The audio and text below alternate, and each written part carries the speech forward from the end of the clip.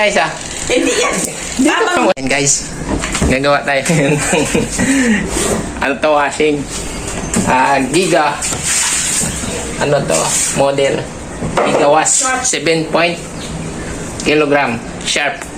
Yan guys, libre to guys, pakain lang ito aking. Okay guys, umpisa natin to. Ayan guys, ang problema nito, umuugong guys. I-check natin yung tatlo lang ang pagkagalingan ng ugong ng daya guys. Maari yung yung brake guys, tinignan ko na, wala pa rin. Umuugong ba guys? Tawa lang ng ta. At susunod natin check itong capacitor. Hindi natin check yung power cord kasi may power naman siya, umuugong. Ibig sabihin buo to guys. Dito na tayo, sunod sa capacitor guys. Check natin. Ano mo muna i-check mo, baka okay yan. Saan? Doon muna sa dulo. Yan o, sabi mo. Yeah, dito na. Capacitor na tayo guys eh. Ha? Putulin? Oo, huwag kang magkilala. Putulin natin to. Baka natin matitesting. Paano kung okay? Hindi ba balik? Pwede ibalik? Ikaw talaga. Ayan, tanggalin lang natin yan. Easy ka lang yan. Guys, natatakot kong may-ari guys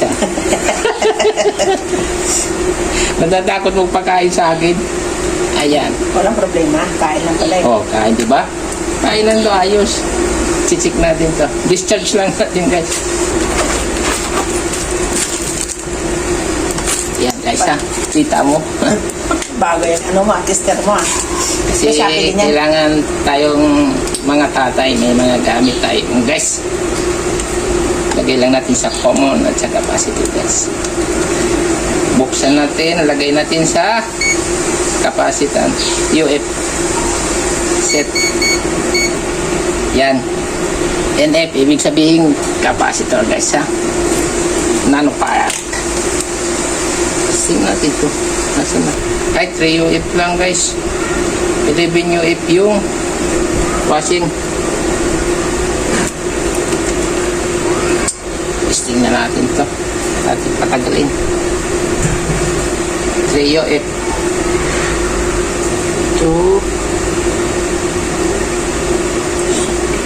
motor na ito. Meron pa tayo nare-reading 2.9 guys. Okay pa. Kasi 3 UF ito guys eh. Yun na. Dito na tayo sa motor guys. Kasi yung isa din, anong tawag doon? saan? Yung gabilin mo dito.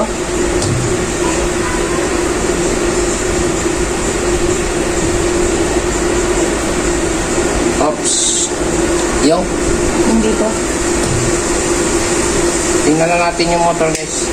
Sigurado motor na to. Yung common nito ay itim. Tingnan natin guys. Lagay natin sa ohms.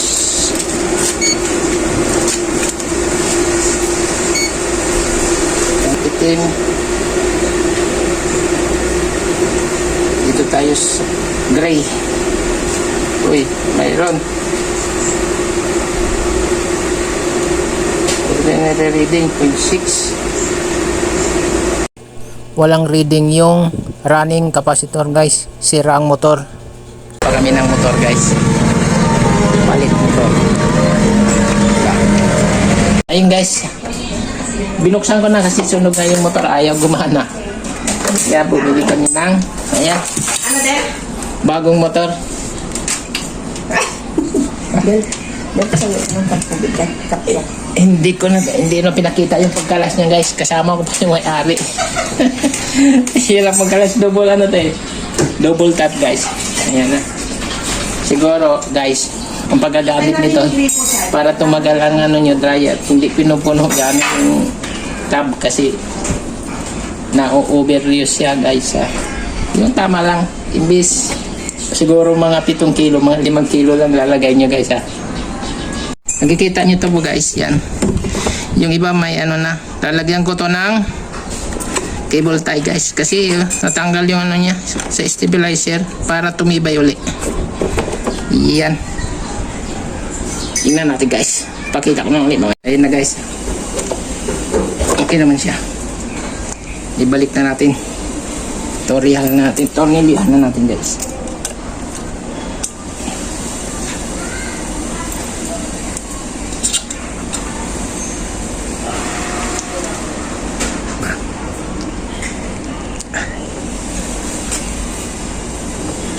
Hindi ko napakita guys. Mahabang. Ayun guys ha. Babalik na natin yung belt. Okay na. Hindi ko na pinakita pag buo guys ha. Ganito lang pagkalagay nito. Pasok doon. Pasok dito. Yan.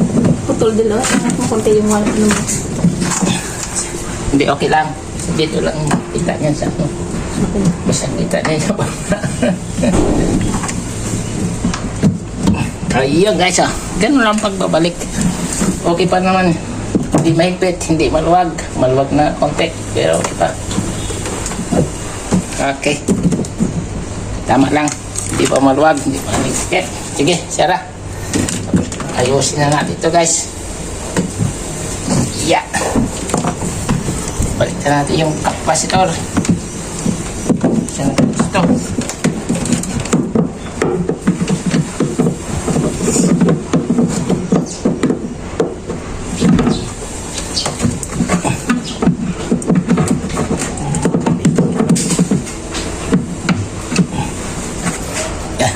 Ayan na bossing, ayan na. Ito yung sa kanya yung boss. Anong masasabi mo bossing? Okay na. Okay, ayos. Approve, ayos na ayos. Approve. Diba? Yun, di na nakapundo. Ayos na oh. Di na Wala na tumatagas. din na tumatagas. May tubig din. Ah, di ba? Ayan yung busing ko. Okay na, okay. Okay. Kung may papagawa kayo, kontakin nyo lang sa Rodel. Thank you so much.